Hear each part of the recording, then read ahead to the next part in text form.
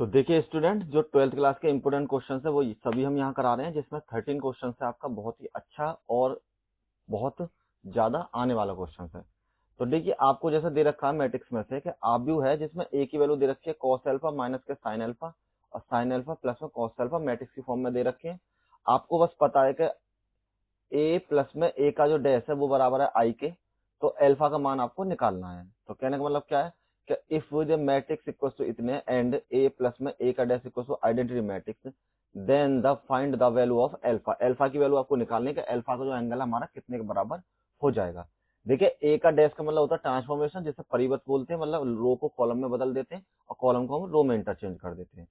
तो जैसे कि आपको दे रखा है ए की वैल्यू कॉस अल्फा माइनस के साइन अल्फा और साइन अल्फा और कॉस अल्फा के बराबर। तो अब हम इसको क्या करते हैं, ए का जब हमें ट्रांसफॉर्मेशन करना है तो इसको रो को, इसकी जो ये रो है उसको कॉलम की फॉर्म में चेंज कर देते हैं। तो cos alpha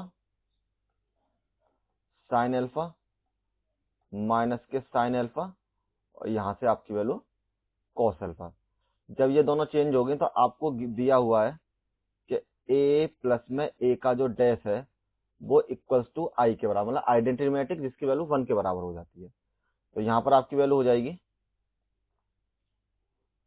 cos alpha sine alpha sine alpha और कॉस अल्फा प्लस में डैश की वैल्यू भी आपने निकाल ली है। तो यहां पर कॉस अल्फा साइन अल्फा और माइनस के साइन अल्फा, यहां से आपके लोग कॉस अल्फा के बराबर, और आइडेंटिटी मैट्रिक्स 2x2 मैट्रिक्स है तो 1 0 और 0 और 1 के बराबर। ठीक, इन दोनों को ऐड करते हैं। तो इन दोनों को जब ऐड किया तो ये तो हो जाएंगे 2 कॉस अल्फा और ये प्लस का ये माइनस का, तो ये आपके कैंसिल होकर 0 हो जाएगा। मतलब कि जैसे इन्हें ऐड करेंगे तो ये हो जाएगा माइनस के साइन अल्फा और प्लस के साइन अल्फा, और इसको हम कैंसिल करेंगे तो ये आपके लो 0 के बराबर हो जाएगी। सेम कंडीशन यहाँ बनेगी, ये भी आपकी 0 के बराबर, और सेम कंडीशन यहाँ पर कॉस अल्फा की तरह। ठीक है, और ये वैल्यू है इक्वल टू आपकी 1 0 और 0 और 1 के बराबर। अब जो आपको वैल्यू पता है, अब इनको आपको करना पड़ेगा कंपैरिजन। तो कंपैरिजन करने के लिए आप क्या करेंगे कि इस वैल्यू को इसके कंपेयर करेंगे।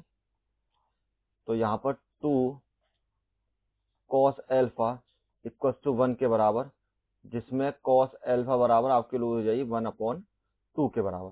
देखिए 1/2 की जो वैल्यू होती है वो आपकी हो जाती है कॉस में, किसकी वैल्यू होती है, कॉस अल्फा बराबर कॉस 60 की वैल्यू, मतलब पाई/3 की वैल्यू। कॉस से कॉस कैंसिल, अल्फा की वैल्यू कितनी है, पाई/3 के बराबर, जो कि आपका ऑप्शन नंबर जो है बिल्कुल करेक्ट हो जाएगा। इंपोर्टेंट क्वेश्चन है, एक बार करके जरूर देख लें क्योंकि इस तरह के क्वेश्चन आपके एग्जाम में जरूर पूछे जाते हैं।